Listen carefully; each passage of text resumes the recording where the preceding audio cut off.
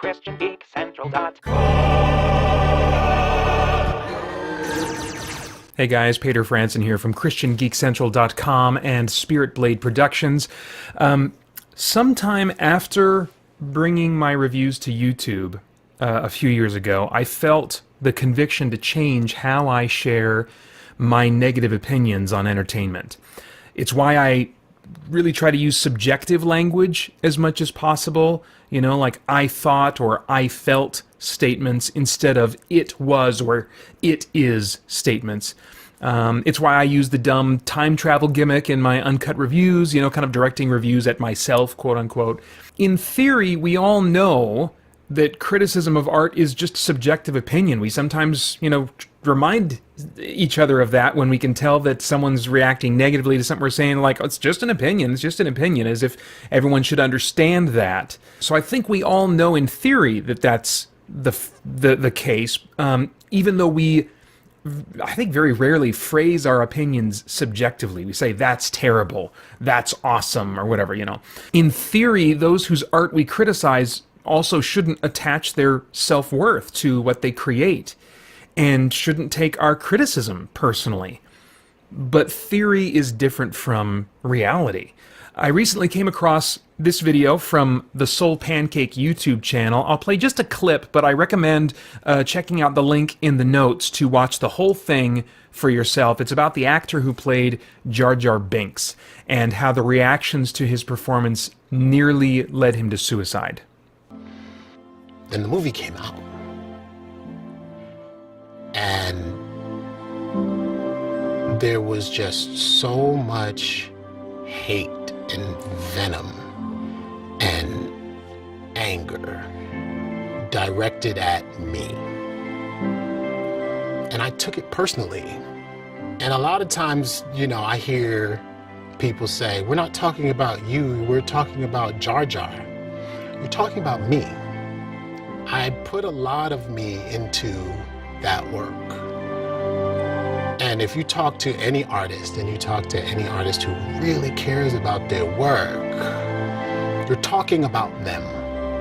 Again, I really want to encourage you to watch that whole video. Check the link in the notes.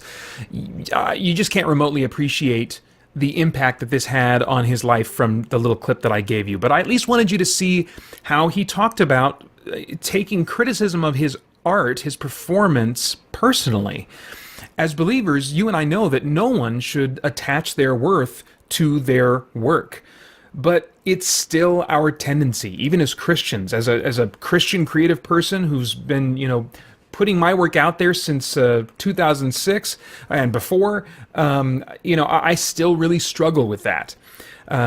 And people also, you know, as a result of this, get hurt in ways that could significantly be avoided if we were just willing to make some adjustments to how we talk about and share our negative opinions. When I came across this video, I felt convicted again, this time regarding specifically, of course, how I've talked about Jar Jar Binks over the years. You know, I know that I've spoken negatively about that character over the years, and it made me think back, what did I specifically say, you know?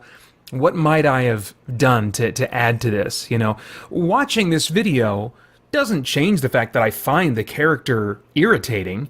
Although these days I would say that art irritates me less, even when I you know, really think it's quote unquote bad, because I just don't get my hopes up for art like I used to, which I think is a healthier place for me to be. But this video does make me hit the brakes and, you know, want to check again the tone I use, the vocal energy I invest, the words I select as I share my negative reactions to art, be that video games, TV shows, comics, movies, whatever. I think the low point for me in this area was my review of the comic book miniseries Final Crisis back in episode 71 of what is now the Christian Geek Central podcast. At that time was still branded as the Spirit Blade Underground podcast.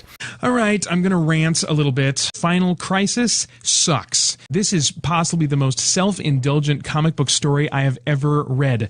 This story was a mess from beginning to end. I will always love Morrison's incredible JLA run. Nothing's going to change that, but he is now on my poop list. And Dan DiDio DiDio, or Didio, however you pronounce that. He's the head honcho at DC. He should have vetoed this crazy smear of nonsense, so he's on the list too. Countdown, Batman RIP, and now Final Crisis. That's 3 strikes, Danny boy. Time to get a new job. I hereby put DC on notice. Didio either gets a new job or openly apologizes and acknowledges his bad instincts for the last 2 years. I think if Dan DiDio had listened to that episode and the way I talked about that work and his involvement in it, he might have rightfully felt bullied by me. I'm not sure. I have to let God be the judge of that, and just throw myself at the feet of Christ for mercy there. I know I've apologized for that review on the podcast since then, but it wasn't until getting on YouTube that I more fully appreciated the effect that criticism can have on those who create art, or even the effect it has on those who love the art being criticized. I've seen how others react when something they love or created is criticized. I've felt how I react when something I've made or something that I love is criticized by other people. And I've just been exposed to more of that since coming on creating YouTube content a few years ago. And since then, I can only guess at the number of thoughts I've expressed that, in ways God can surely see, have fed flames in sort of a domino effect I haven't been aware of, unintentionally spurring on, maybe as part of a chain reaction, someone who truly did engage in bullying, or worse. So I guess I'm just publicly sharing with you guys again my commitment to talking about entertainment in a way that's both honest and gracious. The biblical concept of grace is undeserved favor.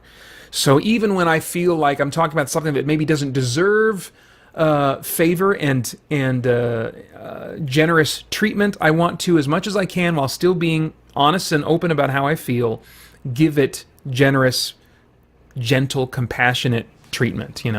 I don't plan on hiding my negative thoughts about art, but I want to creatively find more ways to share those thoughts in appropriately subjective language. I think that's going to be my main tactic, is really trying to continue moving into subjective language as I describe particularly my negative opinions of things.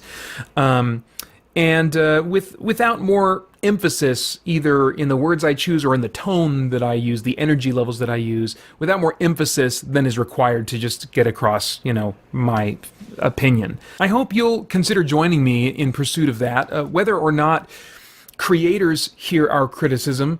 Entertainment lovers can hear it when we attack the things that they love, and that hurts, even though it shouldn't.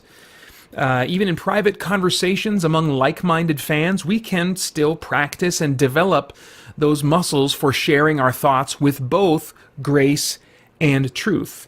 Hopefully that's something that you find to be true at Christian Geek Central, both in the content and the community that you find there, because that's certainly what I want it to be.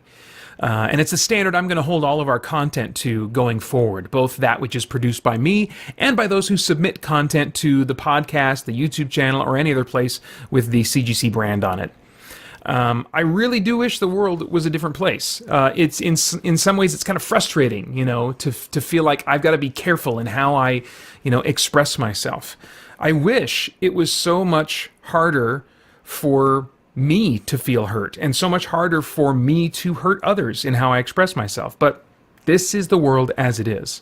I've increasingly appreciated that as believers, we're called to operate in the world based on how it actually is, rather than based on how it should be.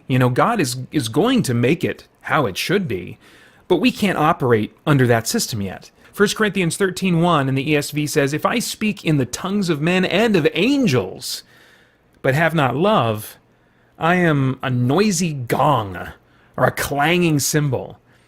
As believers, we can choose to be content with just being noisy gongs and clanging cymbals. Just like rip that filter off and just go to town, let it all out. And we will be heard, no doubt about it. But we will just be a noisy racket that people will just want to get away from. You've heard and read tons of people who share thoughts that way, that have really gotten on your nerves and irritated you. But instead, we should be something different as we put our thoughts out on the internet. where both believers and non-believers can see and hear them. Colossians 4, verses 5 and 6 in the ESV says, "Walk in wisdom toward outsiders, making the best use of the time.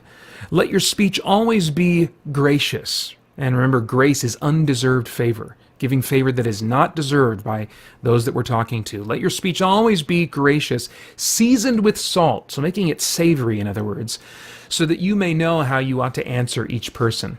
Now, on the topic of making our speech savory, a consistent view of Scripture means that we also need to speak in truth. So seasoning our words with salt, metaphorically, doesn't mean only telling people what they want to hear. Don't hear me saying that. But it does mean making every effort to present our words in a way that makes them as ingestible, we'll say, as possible for those who read or hear us. Our time here on this planet is short. And though entertainment has some value, it is weightless and worthless compared to so many other things that we could talk about, things that we would really want to be heard and considered for. So my attitude, my thought, my prayer right now is, may God bless us with wisdom to pause and think before speaking or typing. May He calm our angry thoughts generated by comparatively weightless concerns, and may we share our minds in gracious, winsome ways, so that when it really matters, our voices can be heard as representatives of Christ, His truth, and His tireless love.